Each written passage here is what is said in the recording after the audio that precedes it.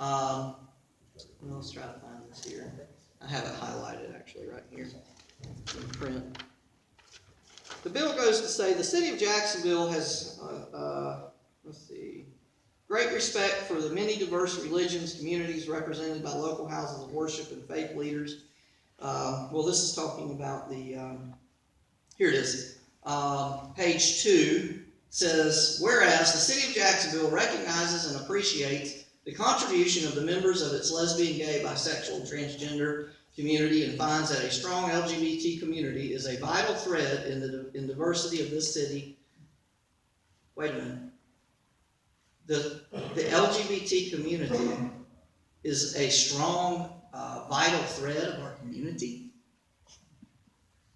Factually, that's scientifically, wait a minute, this is a public health safety. Let's go look at what the public health and safety says about this. AIDS, all kinds of disease, suicide, this is a major problem.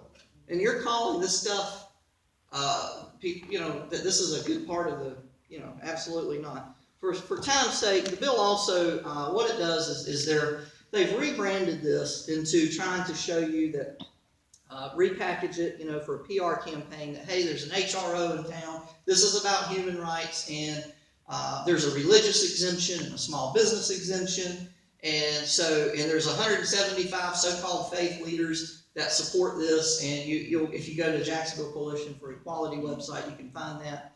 And basically what you're going to see, they got, Muslims and Jews, and I'm just going to be really frank, we're in the house of God, and I'm going to tell you the gospel truth. They went and they have a full-time paid staff. They've had an office with several full-time professional grassroots campaign folks that are in the business like myself.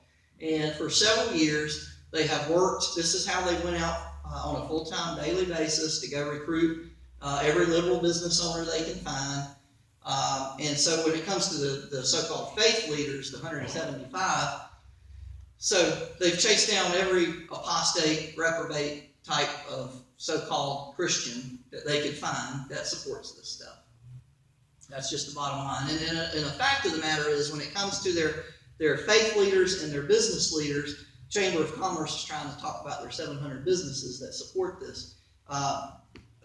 Property appraiser Jerry Holland just posted this past week, I don't remember the exact number, but however many, there was thousands of businesses in town. This is official city business. And if you look at it, it was only it was like 1 or 2%, the 700. Well, I have a list of over right at 1,000 churches in Duval County. And you know that one church doesn't just have one minister. It might have an associate, there's 3 or 4 ministers in each church. You can easily come up with 3,000 or 4,000 Christian ministers in the city of Jacksonville. And you're telling me that 150 support this, and some of those are Muslims and other religious things and stuff. So you see the percentage, it's not quite accurate. So what do we need you to do? How can you help? Out front we have a sheet that has, on one side you have all the city council members listed. We have one, and we're thankful that we know he's opposed, and thank you, Councilman Newby. I appreciate him. You've been a blessing since you've been elected. So. He's always he's one of the rare elected officials that's kind to me and takes my call. I got a cell phone, I can call him, and he doesn't diss me in public like some of them do. I'm quite a controversial guy in town. Liberals and the political elite do not like me. So please take this sheet out front. It has a list of how the people voted in the past if they're second-term members. And it'll tell you who's who, so that'll give you an idea of who to call. And there's some that are question marks. The question mark ones we really could call because we really need to sway a few key people. I've been informed that Anna Bruchet is not meeting with people on this issue. Yes, ma'am. I think the words we probably might want to use is from the Bible called an abomination in the sight of God. Right. Actually, and I'm about to close too. Actually, that does remind me. That's true. And listen, if you guys reach out to council, if you come to meetings, feel free to speak your conviction. However, there is a scripture, and I was so guilty of this too, and I still do it a little bit. I mean, it's kind of what I do. I'm about having my ministry. We represent the church and things. So we talk a lot about the biblical side of this and the moral side.